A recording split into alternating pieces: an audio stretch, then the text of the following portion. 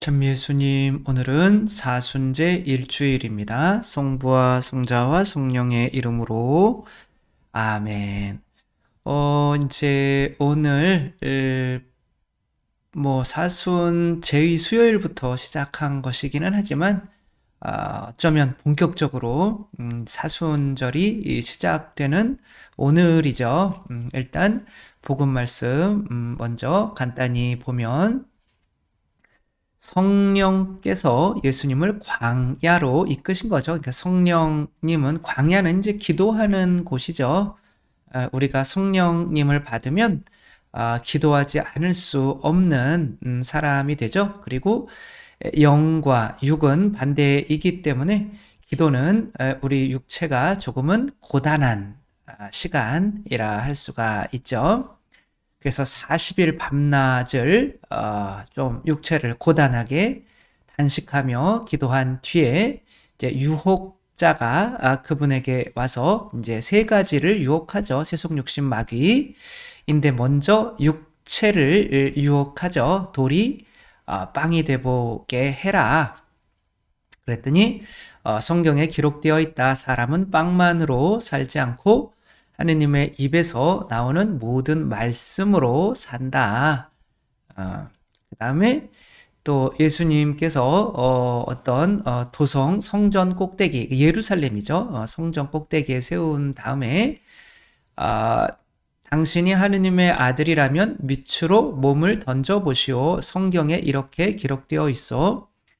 여기서 사탄도 성경을 알고 있다는 거죠. 그래서 성경을 많이 읽고 성경을 아는 것만으로는 죄의 유혹을 벗어날 수가 없죠. 성경이 지금 예수님께서 그 성경 말씀을 다 알죠. 사탄도 알고 예수님도 알고.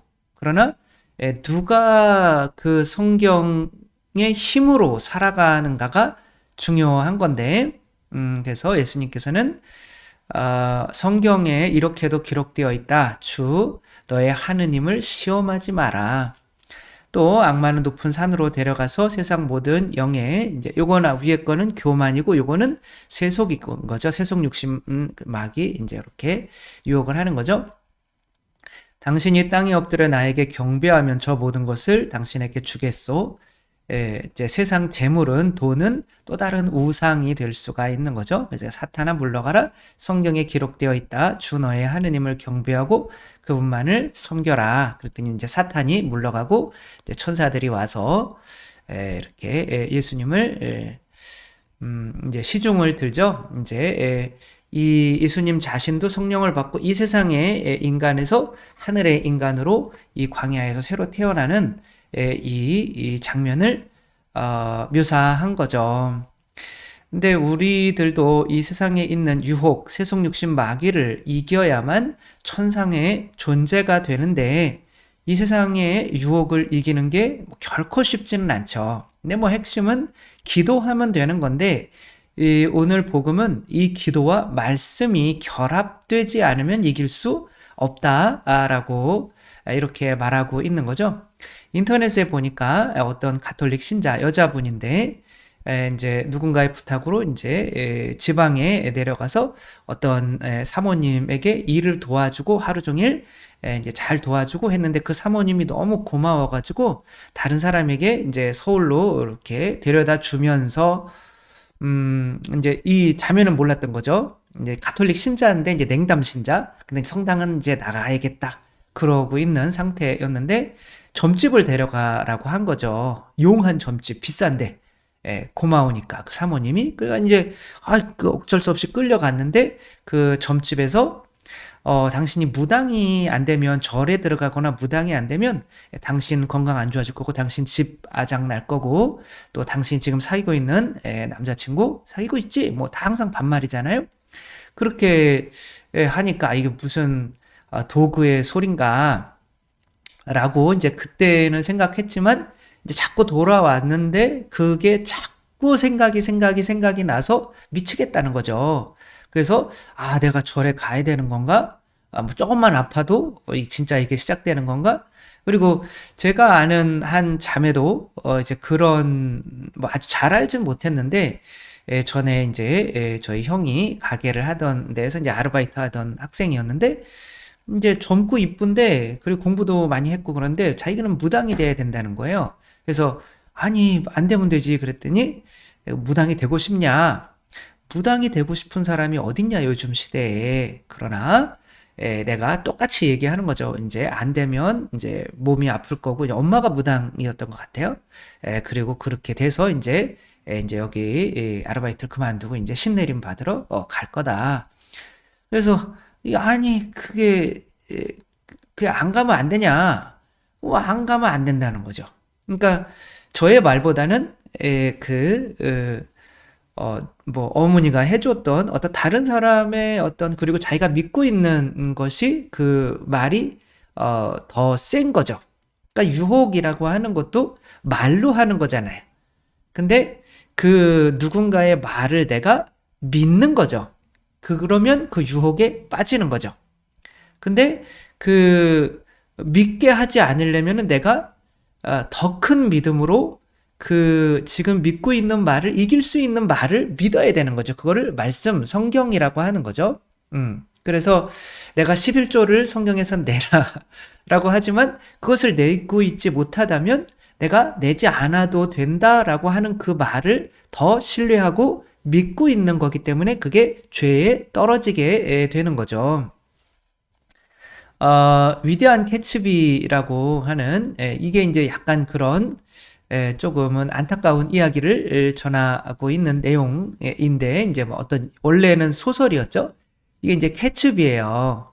캐츠비라고 하는 사람이고 이제 이 사람에 대한 이야기를 책으로 쓴 사람이 이제 여기 닉이라고 하는 사람이고 요 사람이 탐이라고 하는 사람인데 이 사람의 아내가 이 사람이에요.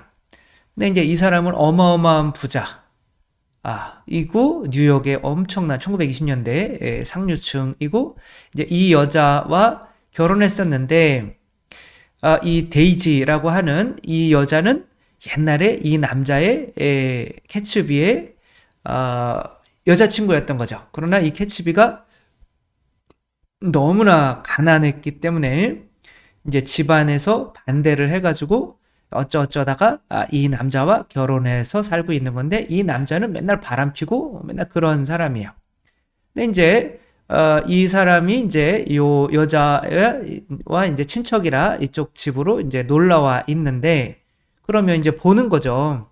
근데 이제 요 캐츠비라고 하는 지금 표정은 이렇지만 엄청나게 착한 사람이고 오직 이 여자만을 위해서 평생을 달려온 거예요. 근데 이제 부자가 돼야 되는데 어떤 방법이 없잖아요. 그때는 술을 팔면 안 되는 이제 금주령이 내려졌던 때인데 이제 술을 제조를 해가지고 팔아가지고 이 남자도 어마어마한 부자가 된 사람이죠. 젊은 나이에. 그리고 그 요 앞집에 집을 이제 저택을 줘놓고 이 남자는 모르죠. 이 남자. 그래서 이제 이 여자를 초대를 한 거죠. 그랬더니 이 여자가 나 자기를 좋아해서 근데 이제 이 남자는 너무 순수해요. 그래가지고 그냥 여자 앞에서 말도 못하고 그런데 이제 결국에는 이 여자는 이 남자가 이제 바람피고 막 자기 때리고 그러니까 이 남자랑 이제 둘이 이제 친해지죠. 그래서 뭐 자기 사촌이니까 이 여자가 이 닉이라고 하는 사람도 뭐 그렇게 나쁘지 않아요. 그리고 보니까 너무 착하고 근데 이제 어찌어찌 하다가 이 여자가 운전하고 있을 때 같이 타고 있었는데 이 남자야 사실은 내연녀였는데 그렇게 사고 내서 죽여요. 근데 이제 이 여자의 일생이 그럼 망가지는 거잖아요. 그래가지고 빨리 이제 도망와서 이제 이 남자가 여자를 이제 모든 걸 자기가 뒤집어 쓰려고 하고 있어요. 그러니까 근데 이제 이 여자는 돈만 하는 여자거든요, 사실. 근데 자기는 사촌을 잘 알죠. 그래서 여기서 빨리 빠져나가서 이제 톰이랑 얘기해가지고 이 모든 거를 이 남자에게 뒤집어 쓰려고 이 못된 자매님인 거죠. 이 순수하게 이제 그렇게 해주려고 하는데 해가지고 그 남편에게 이제 그 여자와 자기 남편, 지가 바람 펴놓고 그 여자와 바람 핀 거고, 그게 발각이 되려고 하다가 보니까 이제 이 남자가 캐츠비가 죽인 거다라고 해서 그 남자가 총 들고 와서 캐츠비를 쏴서 죽이게 만들죠. 근데 이제 그 전에 이 모든 상황을 지켜보고 있던 닉이 이야기를 해줘요. 당신이 좋아하는 저 여자 나쁜 자매다. 당신의 순수한 마음을 이용하고 있다. 저 여자는 돈만 밝히는 여자다. 그렇지만 믿지 않아요. 이 남자도 좋아하긴 했지만 이 남자는 이 여자를 더 좋아했던 거죠. 그러니까 이 남자와 같이 이렇게 어떤 일이냐면 이제 뭐 이렇게 같이 다니다가 친해졌어요. 친해지긴 했지만 자기가 이 술을 밀수한다는 얘기를 안 해요. 그러니까 그 정도로 친하지는 않은 거죠. 그러니까 이게 이제 하느님의 말씀이라고 생각하면 이 말씀을 덜 믿은 거죠. 더 믿지 않은 거고 이 여자를 더 믿은 거죠. 이게 유혹인 거죠. 별게 아닌 거죠. 나는 진짜로 나를 위해주고 그래서 이 남자의 장례식 때 오직 이 남자만 와요. 자기 때문에 죽었는데도 이 여자는 오지도 않아요. 그러니까 내가 진짜 나를 믿어주고 나를 사랑해주는 사람이 누구인지 그 사람과 더 친해져서 그 사람의 말을 다른 어떤 누구의 말보다 더 믿게 됐을 때 유혹을 이길 수가 있는 거죠. 그게 바로 기도 시간인 거죠. 그래서 기도라고 하는 거는 내가 하느님의 말씀을 이 세상의 어떠한 말보다도 가장 내 안에서 힘이 있게 만드는 시간이 기도 시간인 거죠. 그래서 기도하지 않고는 승리할 수가 없죠. 그래서 무조건 기도하면서 그냥 하늘에 계신 우리 아버지를 그렇게 은총이 가득하신 말이 그런 게 아니라 말씀을 묵상할 필요가 있는 거죠. 그러니까 이제 대화를 할 필요도 있고요. 그분과 그래서 저한테도 뭐 사제가 되라. 그걸 알겠는데 나는 되기 싫다. 그러니까 내 안에서의 유혹이 있잖아요. 그럼 되기 싫으면 네가 결혼을 해서 애를 많이 낳아서 오히려 신부님을 2명 만들고 수녀님을 1명 만들고 그러는 게 숫자적으로 하느님께 더 이익이지 않느냐라는 유혹이 이제 제 안에 온 거죠. 그러니까 저도 그게 옳다고 생각을 하는 거예요. 근데 성당에 앉아서 기도라는 거를 하다 보니까 내가 말씀을 드렸죠. 그렇게 하는 게 당신한테 더 좋지 않습니까? 그랬더니 하느님께서는 나는 너를 원한다. 이렇게 하는 거예요. 나는 너를 원한다. 이걸 알았거든요. 근데 그 말이 나에게 힘이 없었던 거예요. 그 전에는. 기도하기 전에는. 근데 그 기도하면 그 말씀이 똑같이 들었던 말씀에 성령님께서 입혀지면서 그 말씀이 그동안 내 안에 올라왔던 모든 것을 짓밟게 만들어요. 그러면 더 이상 할 얘기가 없어요. 그러니까 하와가 뱀이랑 대화하잖아요. 그 뱀을 더 믿는 게 바로 유혹에 빠지는 거죠. 하느님께서 따먹지 말라라고 한 말씀은 이 뱀과 대화하면서 말씀이 힘을 잃어요. 그걸 따먹지 말아야 되는 거를 몰랐던 게 아니거든요. 알았지만 죄에 빠진 거죠. 왜? 기도하지 않았으니까. 기도로 그 말씀에 힘을 키우지 않았으니까. 그래서 예수님께서는 광야에서 결국에는 하고 계셨던 것이 바로 아버지의 말씀에 힘을 성령으로 키우고 계셨기 때문에 아담과 하와처럼 뱀의 유혹에 하와는 뱀의 유혹의 말을 더 믿은 거고 아담은 하와의 말을 더 믿은 거죠. 근데 이제 따먹지 마라고 한 그 하느님의 말씀을 그들은 기도로 그 힘을 키워놓지 못했다.